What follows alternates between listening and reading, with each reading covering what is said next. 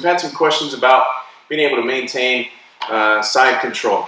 There's a couple different reasons why you'd want to maintain the side control, depending on why you're using jiu-jitsu, whether it be a self-defense standpoint to where you're just wanting to maintain the control, so you've taken away the ability of that person to be able to escape or get into a better position, being flat on their back. From a self-defense standpoint, I don't really have to worry as much as somebody trying to punch me or hit me. Once I've got that side control, it's going to be hard for them to generate power off their back.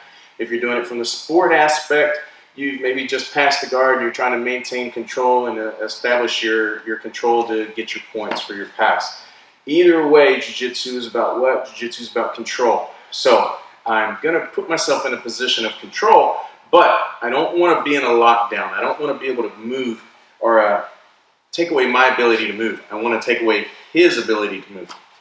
So as I've passed, there's a couple of different concepts, and I'm not saying any of them are the wrong concept. It just depends on the application which you're trying to accomplish in where you're establishing your body. Some people like to pass and play higher up onto the chest and maintain good quality control and take away the ability to move from holding down the shoulders and applying the pressure. I personally am playing a little bit lower to the hips. Regardless of which one you're playing, you need to take a look at breaking down your opponent into 4 sections, okay? We have this cutting the person in half. We have this line. We don't want to allow our center line to pass their center line. So from side control, his center line is coming down his chin and cutting his body in half.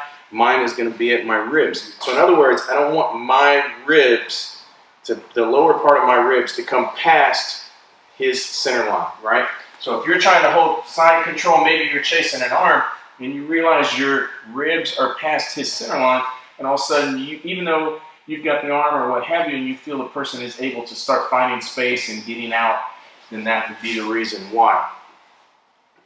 After taking that concept and thinking of center lines and not crossing the line from Professor Octavio, I've looked at it more even into the quadrants. So in playing the low side, I'm going to look to take away this quadrant of space with my space. If I wanted to play high, maybe I'm looking for some different setups, then I would do the same thing. Maybe if I was going north-south, if I was playing the north-south, I'd look to control this quadrant or this quadrant. Since I'm playing low, I'm controlling the side control. After I need to establish that position, I'm going to play the lower quadrant.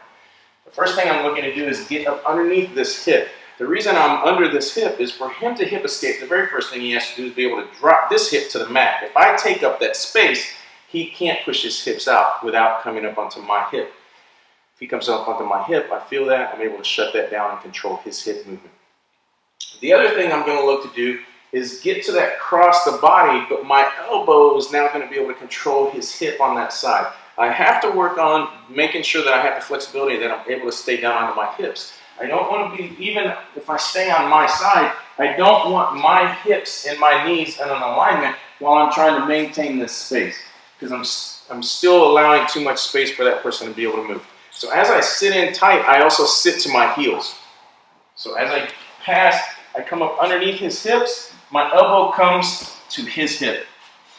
Now I can still come under the head and reach for a cross face, but where I've been going is I've been controlling this hip and running my thumb inside the lapel. Okay, this gives me options for as this person tries to move. Again, he's not looking to roll out, and if he was, I just pull his shoulder back. Once this shoulder comes up off the mat towards me, he's not turning that way. If he did attempt to turn that way, now I can bring this elbow to the mat. I'm controlling his shoulders by staying to the hips.